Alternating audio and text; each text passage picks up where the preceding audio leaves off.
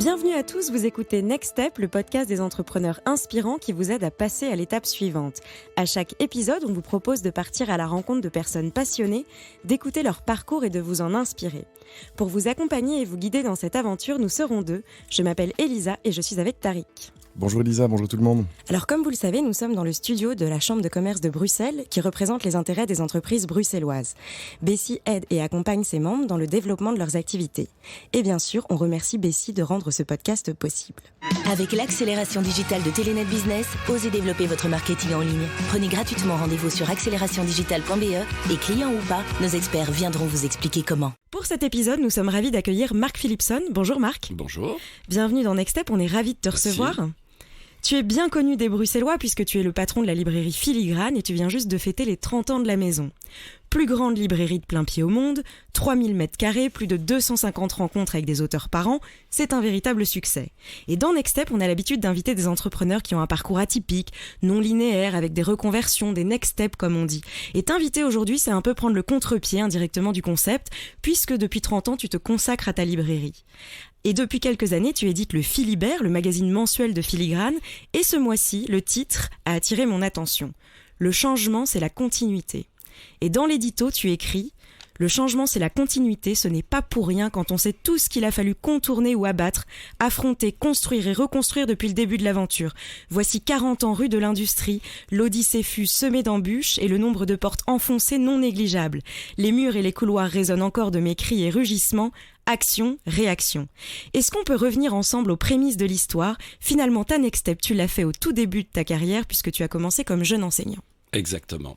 Donc, et merci d'avoir précisé les 40 ans, puisqu'on a fêté les 30 ans, mais j'ai commencé près de 40 ans, rue de l'Industrie, où j'ai eu la chance de travailler en tant qu'étudiant dans un petit magasin de presse qui faisait 20 m², et avec un contrat assez exceptionnel où n'importe qui pouvait accéder à la profession puisque je payais un loyer faramineux mais qui était couvert par le chiffre d'affaires. Donc j'ai commencé là-bas en tant qu'étudiant, j'ai fait des études à l'ICHEC où ce sont des très beaux souvenirs. Le café du métro se souvient de moi puisque pendant 2 ans j'ai tapé la carte dans ce café du métro et puis après j'ai fait des études d'enseignant en effet. J'ai enseigné pendant 3 mois.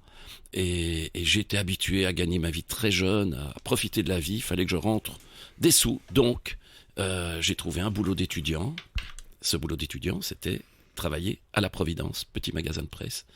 Et pour son malheur, le gérant a eu un AVC.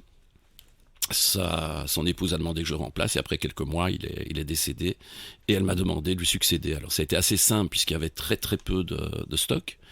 Et que je pensais, parce que c'est quand même important, il y a 40 ans, les publicités qui étaient un petit peu partout dans Bruxelles parlaient et mettaient les banques en avant, qui aidaient les jeunes, venez nous trouver, nous serons là pour vous aider à lancer votre affaire, c'est du bullshit, et ça a toujours été du bullshit. Donc la veille de la signature du contrat, j'ai dû me débrouiller pour trouver, c'était pas beaucoup à l'époque, mais il fallait quand même lui trouver 300 000 francs belges, 7 500 €. Et donc je me suis installé dans ce petit magasin. Où il n'y avait pas de livres. Où il n'y avait pas de livres, il n'y avait que de la presse. Et très vite, j'ai développé.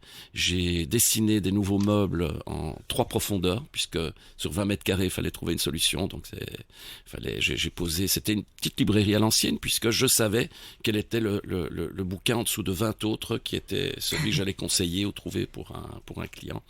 Alors, c'est assez merveilleux, puisque dans cette rue de l'Industrie, que beaucoup de gens connaissent, puisque c'est entre la rue Laloy et la rue Béliard, c'est un quartier de bureau aujourd'hui, c'était le quartier de la noblesse, il y a de longues années, et énormément d'immeubles ont été donnés aux pères rédemptoristes qui habitaient le quartier, et avec qui j'avais des petits accords. Des petits accords de magazine, c'est ça, des petits accords de magazine, voilà, là c'est anecdotique, mais j'ai pu un jour m'installer dans la maison voisine, j'avais pas les moyens de percer, donc j'ai pu agrandir mon magasin en proposant au passage de chaque client les clés du magasin, je leur ouvrais, je dis voilà, vous, on était très camarades à l'époque, vous revenez avec vos choix, et puis on s'arrange, il n'y a pas de souci, c'était vraiment travailler de cette façon-là.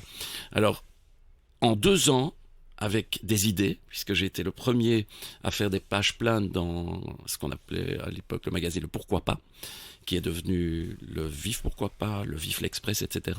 Pendant près de 2 ans, j'ai fait des pages de pub alors que j'avais absolument pas les moyens. J'ai toujours trouvé l'argent pour le faire, ou les échanges pour le faire, où je mettais en avant des promotions.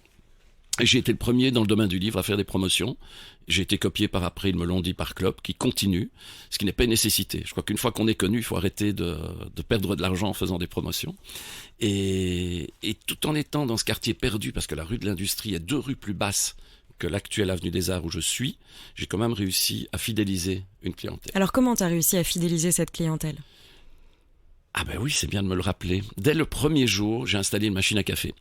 Et j'offrais à mes clients du café avec la petite histoire, en effet, toujours la même, qu'à chaque fois que je faisais un café, pendant 1 minute, tout s'arrêtait puisque c'était les machines à l'ancienne qui moulaient le café. Un bruit insupportable, mais ça créait une ambiance. Et puis en fin de journée, j'offrais le Porto qui était mis en bouteille. Et c'était rentable, ça ?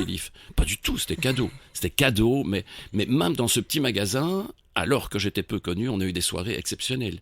Où normalement, je fermais à 6-7 heures, puisque c'était un quartier de bureau, il arrivait de se fermer à 10, 11, minuit, et on terminait la soirée à 2, à 3 avec des plateaux de fromage. C'était très sympathique, petit magasin. Alors en 88, j'ai été exproprié. Je me suis baladé dans le quartier et un local était libre, avenue des Arts, et John Slangwooton, à l'époque, m'a fait, je vais pas dire un pont d'or, mais m'a offert 1 an de loyer pour m'installer dans ce lieu, ce que j'ai fait, que j'ai transformé, avec autour de moi moult sociétés de location et autres qui pariaient sur mon avenir, 6 mois, 1 an et demi. Bon, je suis passé au travers, vous le savez, on ne refait pas l'histoire.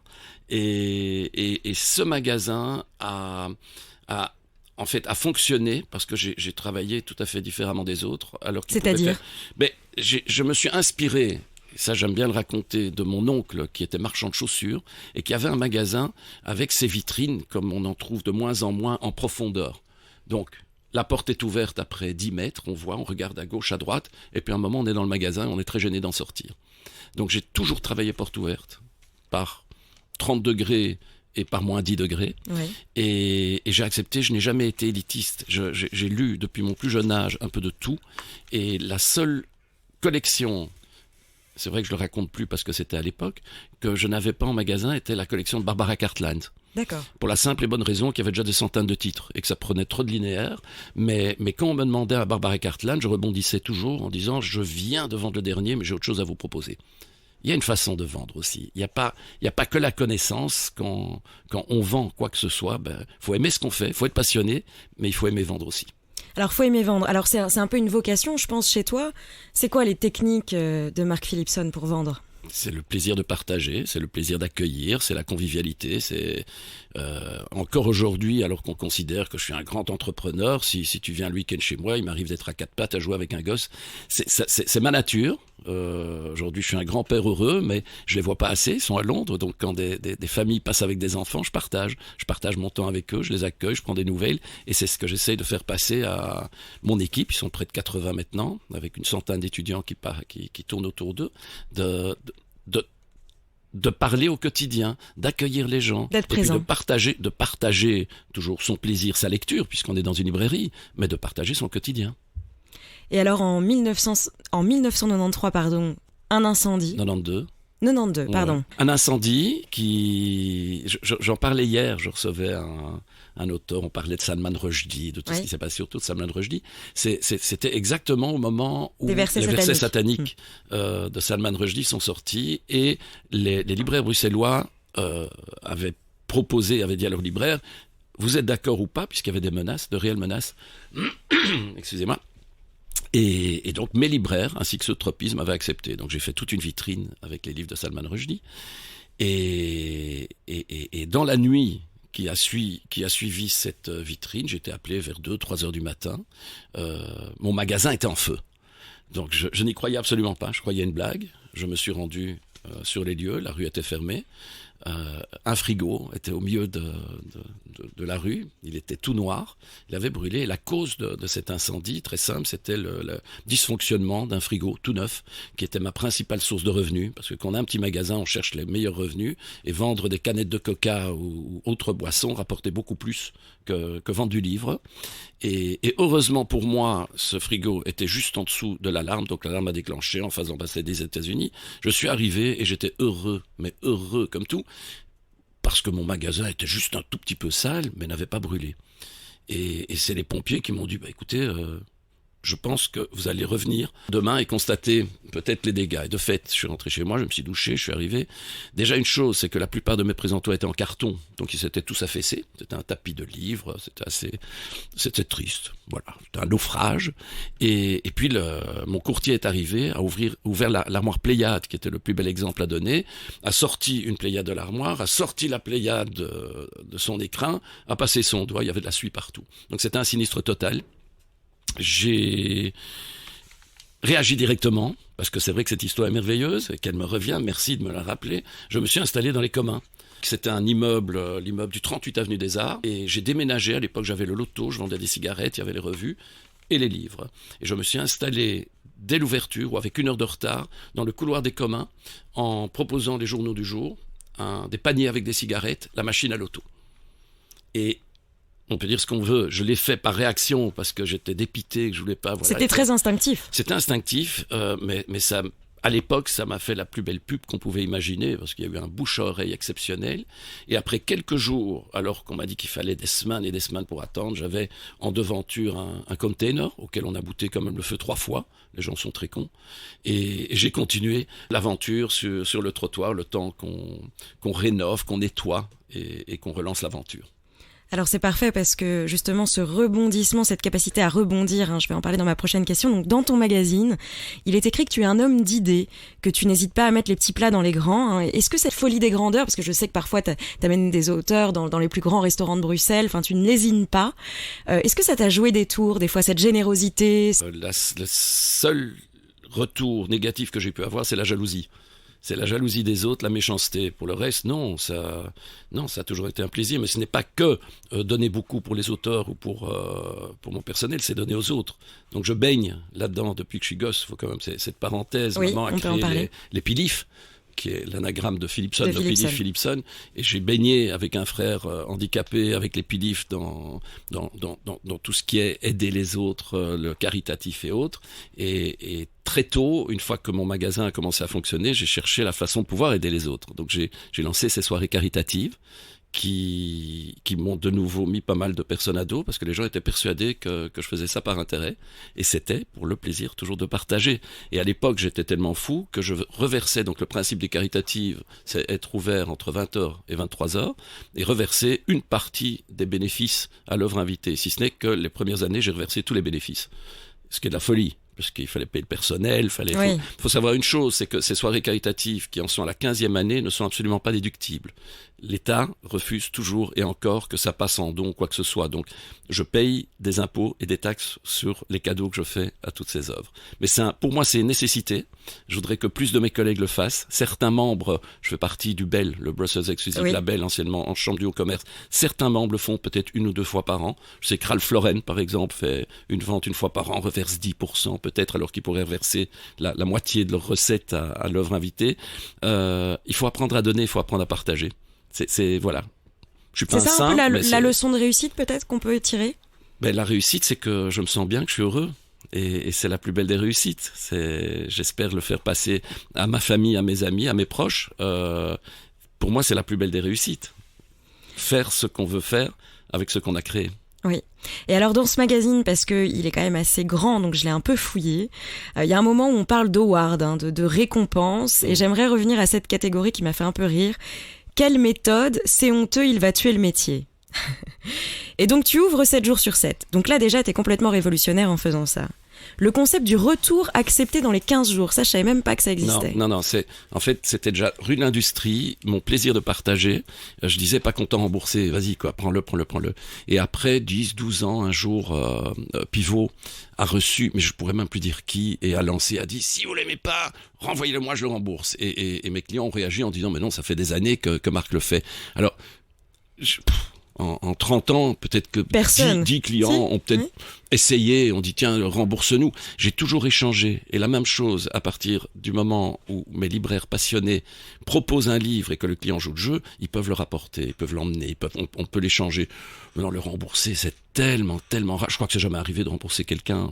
On a peut-être fait un bon d'achat ou quelque chose d'autre. Mais c'est grâce à ça que j'ai des histoires de livres que j'ai vendus à 6 000 exemplaires sur un mois ou 3 000 exemplaires sur 3 semaines. Pas pour faire du chiffre, maintenant c'est important, ça m'a ouvert les portes des éditeurs et des grossistes, mais par bonheur de partager ou un roman épistolaire ou une histoire qui m'a marqué, ou maintenant j'ai reçu hier Santiago Amigorena pour Le Ghetto intérieur, qui est le livre qui aurait dû recevoir tous les prix. Et je croise les doigts, on est aujourd'hui le 14 novembre, vers midi quart sera décerné le Goncourt des lycéens. Waouh! J'ai dit, je fais la danse du soleil, je fais tout pour qu'il ait ce prix, il le mérite. Mais pourquoi je dis qu'il le mérite? Parce que c'est un prix prescripteur et que s'il a ce prix, tellement de gens vont le lire. Et on est là dans une période où le devoir de mémoire est important, où la lecture est importante. Et ce livre va amener tellement de gens, de nouveau, à la lecture, parce qu'il est pas assez, je crois que c'est 200 pages, c'est pas trop dur à lire, pas trop difficile à lire, mais va surtout ouvrir les portes d'autres lectures. Aux éditions POL, c'est ça, hein? Exact. Alors, pour terminer, le fameux concept restaurant crié au livre, piano, on peut en parler? Oui, c'est en fait la première fois que je l'ai fait, c'était avec David Fuenkinos. On me reproche très souvent quand je dis que j'adore le produit que je vends. Le livre, vont dire mes collègues, n'est pas un produit, c'est mon gagne-pain, donc c'est mon produit, c'est ce que je vends, c'est ce que je partage. Et j'ai le bonheur également d'insister sur le fait que quand un auteur vient, il vient par plaisir pour partager son livre, pour parler de ce qu'il a fait, de son parcours, mais également parce qu'il tous les jours, les auteurs sont derrière leur ordinateur ou appellent leur éditeur pour savoir combien de livres ils ont vendus. Oui. Ils veulent vendre. Il ne faut pas croire qu'ils le font uniquement par plaisir. Il n'y a aucun auteur il y en a peut-être aujourd'hui qui écrit vraiment par plaisir, mais c'est leur gagne-pain, c'est leur métier. Et David Fuenkinos est un des premiers, il y en a d'autres, hein. Il y a, dans les plus amusants, il y a celui qui a cette émission télé maintenant, ce médecin, je ne sais plus comment il s'appelle, sur Antenne 2 ou TF1. Et le magazine, non pas le magazine de la santé, mais... Et il a une émission où il anime... Salman, non. Non, pas Frédéric Salman. Il y a Frédéric Salman qui est comme lui, et puis il y a un autre. Toujours est-il que lui, ce docteur, quand il est venu vendre son livre, était debout sur une table dans mon magasin pour dire achetez. Alors ce qui s'est passé avec David Fuenkinos, c'est le premier avec qui je l'ai fait avec d'autres. Après sa rencontre, on a été au restaurant, je connaissais depuis quelques années, j'ai dit est-ce que tu veux que je prenne quelques livres avec moi? Pourquoi? Tu vas voir, je vais prendre quelques livres, on va peut-être essayer de les prendre. J'avais un sac de 40 livres, c'était l'époque, la belle époque du Plash. Place Bruckmann, et j'avais demandé avant à Didier si je pouvais faire ce que je voulais faire. Bah oui, c'est un des plus grands animateurs de la ville, un fou. C'est pour ça que son restaurant, je crois, a fonctionné. Et donc au dessert, je me suis mis debout sur une chaise et j'ai dit les amis, je suis avec David Fuenkinos, vous le connaissez tous, il a écrit Charlotte, là, il a écrit un autre livre, je crois que c'était Monsieur Pic à ce moment-là, ou c'était peut-être pour Charlotte. Si vous voulez le rencontrer, venez. Et les 40 bouquins n'ont pas été suffisant, j'aurais pu en avoir plus. On a organisé une séance de rencontres et dédicaces dans un lieu où ma foi, ça ne se prêtait pas. Très bien. Voilà. Bon, eh bien merci pour ce partage. Tu parlais du piano. Oui. J'ai eu, depuis l'agrandissement en 2000, j'avais un Fazioli, la Rolls des pianos, et nous avons organisé des concerts quatuor, trio, tous les week-ends. Ça fait à peu près 2 ans que je n'impose plus, je dis bien je n'impose plus le piano à mes clients, parce que c'est vrai que quasi toute la journée, du samedi ou du dimanche, le piano c'est un peu long, d'autant plus qu'on m'appelle également Monsieur Micro, et qu'il est très difficile pour moi d'attendre la fin d'un morceau pour pouvoir faire une annonce. Maintenant, je vais passer la parole à Tariq qui nous écoute depuis tout à l'heure et qui, je pense, a plusieurs questions pour toi. Merci beaucoup. Bienvenue et enchanté de faire ta connaissance. Merci. Quand je te vois, j'ai l'impression que tu es le signe noir du secteur de l'édition ou de la librairie. Donc, tu as sans doute vendu pas mal d'exemplaires de Black Swan. Et J'ai rencontré l'auteur.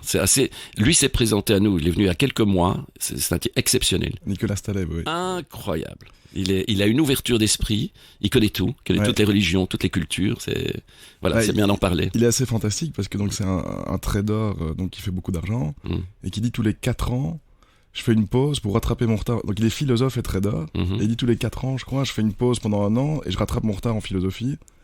Et puis il dit, et je ne lis pas la presse ou je ne regarde pas les news parce que ça n'a aucun intérêt. Je lis des livres parce que dans les livres on trouve la réflexion du monde. En fait il dit les news c'est de la merde. Et c'est une perte de temps. Et donc il dit, en ne lisant pas le journal, je gagne une demi-heure par jour et je sais lire 50 livres de plus par an. J'étais là, waouh. Enfin, bon, mais il est pourtant au courant de tout. C'est ce qu'il dit. Donc il dit 80% de ce qu'il y a dans les news n'a pas beaucoup d'intérêt. Donc comme quoi le livre peut s'aider à se tenir au courant. Enfin, bon. Et donc tu es le Black Swan, donc finalement le signe noir, puisque j'ai un petit peu travaillé comme avocat à un moment dans le thématique de prix unique du livre et ces choses-là. Et dire, on est dans un secteur, c'est le drame, c'est la culture, ça marche plus, le digital, plus personne ne veut acheter, une librairie ferme tous les jours, enfin c'est un secteur un peu en souffrance. Et j'ai l'impression que tout le monde se tourne vers le gouvernement, il faut... je vais expliquer une chose. Je vais d'abord expliquer une chose, si je peux me permettre. C'est que je crois qu'il est très important d'insister sur le fait qu'on a un des métiers et un des commerces les plus agréables et les plus simples à gérer. Le livre... Mais tu vas énerver les gens, là. Non, pas du tout. Le livre en soi, le produit, le livre, est un objet merveilleux qu'on partage. Mais le commerçant que je suis a cette facilité, comme tous mes collègues, nous avons une faculté de retour. Si nous gérons bien notre affaire, on passe toujours à travers quelques crises que ce soit. On rentre 100 exemplaires d'un livre, on se plante, on n'en vend que 2, on en renvoie 98. Oui, tout à fait. C'est un détail, mais qui a son importance. Mais le point, c'est vraiment de dire, tu es le signe noir, donc dans le sens où, dans un secteur en crise, et c'est pas le seul, je veux dire, le but n'est pas spécialement encore de parler du livre, mais c'est de dire, il y en a qui se tournent vers le gouvernement, toi tu t'es tourné vers le client et vers le marché, vers la réalité. Et ça a marché, quoi, fondamentalement. Donc ça, enfin, c'est bien ça, là. Donc, et d'ailleurs, quand on voit ce parcours, je me disais, mais finalement, c'est admirable. C'est super librairie, et c'est un parcours qui force le respect. Je me disais, finalement, mais en fait, c'est un peu le Steve Bezos de la librairie physique, quoi. Donc, le Jeff Bezos, donc c'est dire, Amazon s'est développé. Il était pas prof aussi, lui, je crois, à la base, ou Jack Ma aussi, d'ailleurs, était prof, je crois. Enfin, et puis, ils ont fait un énorme assortiment de livres. Donc, tu as toujours agrandi la quantité de livres que les gens cherchent. Est-ce que c'est pas ça aussi la clé du succès, c'est d'avoir finalement suivi la tendance Oui, non, mais il faut de nouveau comparer ce qui est comparable. Ouais. Donc, à chaque fois qu'on me provoque avec Amazon aujourd'hui... Toute chose égale par ailleurs. Oui, mais Amazon ne gagne pas d'argent. Moi, je gagne de l'argent. Oui, mais... il faut comparer ce qui est comparable. Ok, ils gagnent pas d'argent, de 1, et ils ont choisi le produit le plus simple à développer au départ, le livre. Ils ont acquis 10% de part de marché, mais ils ne connaissent rien à ce qu'ils vendent.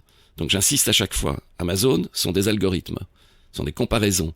Les libraires, je parle pour tous les libraires, sont des passionnés, partagent leur passion. Alors moi, au contraire de tous mes collègues, j'ai toujours aimé ce que je faisais. Et je veux pas de nouveau me mettre à dos certains de mes collègues. Mais quand je dis j'ai toujours aimé que tu parles de stock et de quantité, aujourd'hui, ça fait 38 ans que j'ai commencé. Si le livre n'est pas épuisé, il est encore en rayon. Donc sur 38 ans de coups de cœur, tous mes coups de cœur sont en rayon, mais pas que les miens. Les coups de cœur de mes libraires. Et les livres qui ont marqué l'histoire. Donc nous avons des systèmes de gestion qui disent attention, ce livre tu l'as plus vendu depuis 2 ans, tu devrais le renvoyer, tu devrais ne plus en recommander. Ben non, il est toujours là. Donc ça c'est une autre façon de travailler aussi. Ouais, c'est un risque. Mais donc au-delà de la connaissance du métier, on a vu ça, c'est le concept de long train là, de Chris Anderson, et dire il y a de la demande pour tout. Donc sur Amazon, il y a plein de best-sellers parce que si le livre du jardinage des tomates bleues, il va y avoir une catégorie sur Amazon et il y aura un best-seller dans la catégorie livre de jardinage de tomates bleues.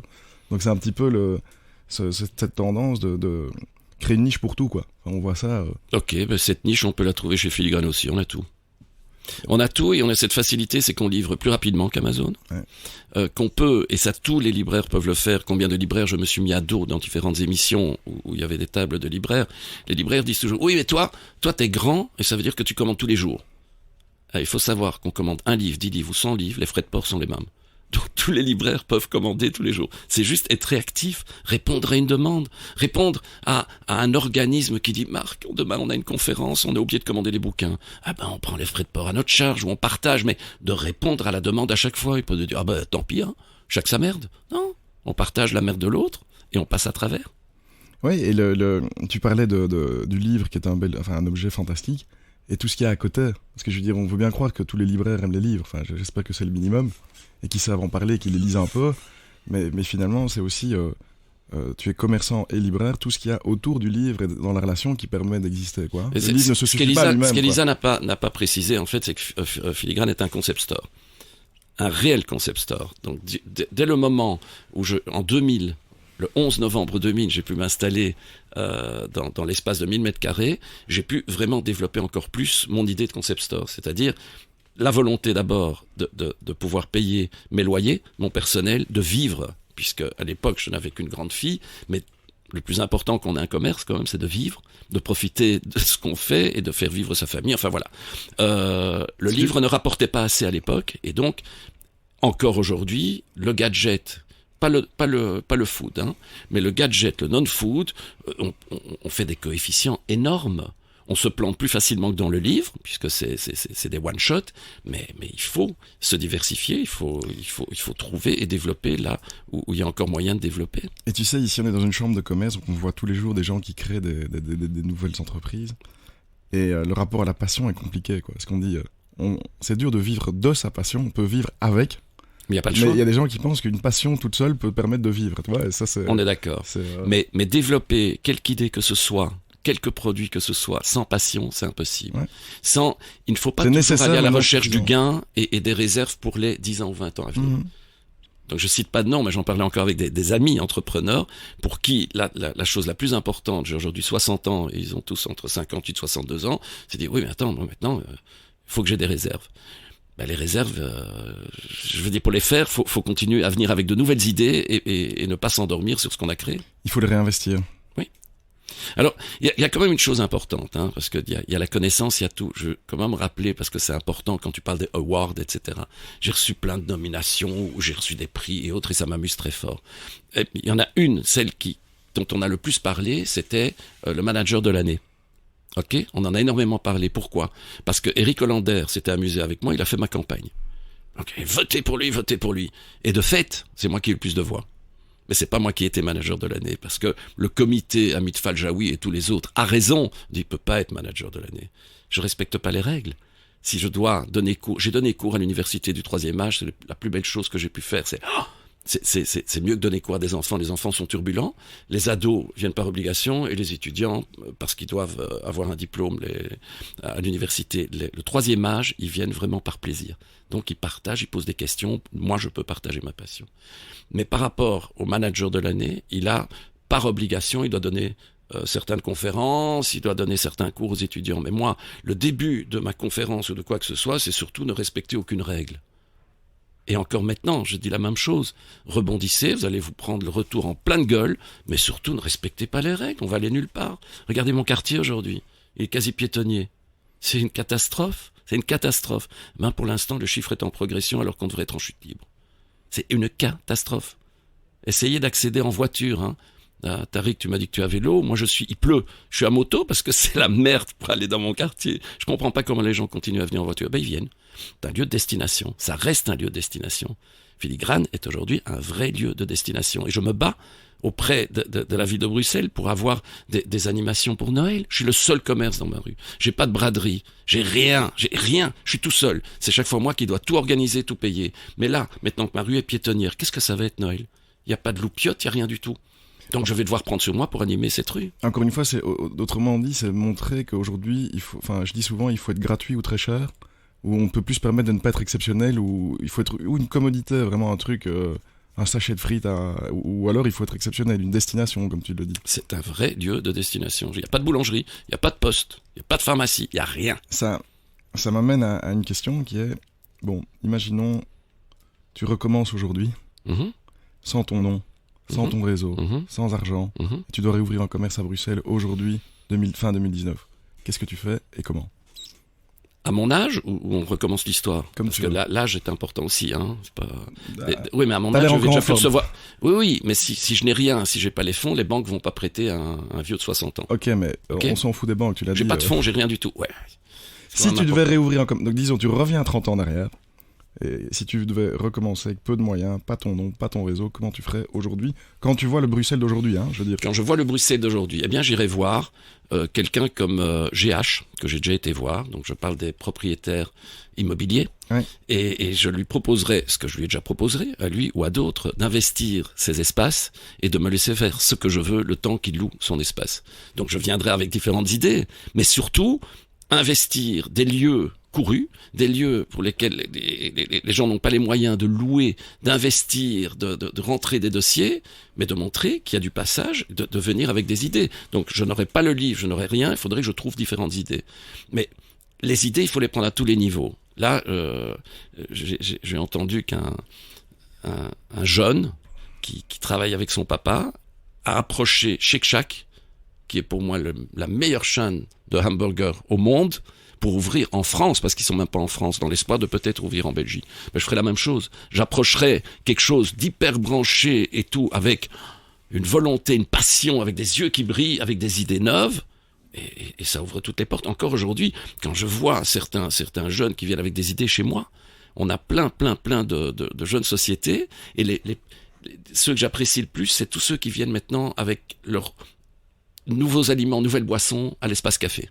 C'est énorme. Et ils sont organisés. Et ils sont heureux.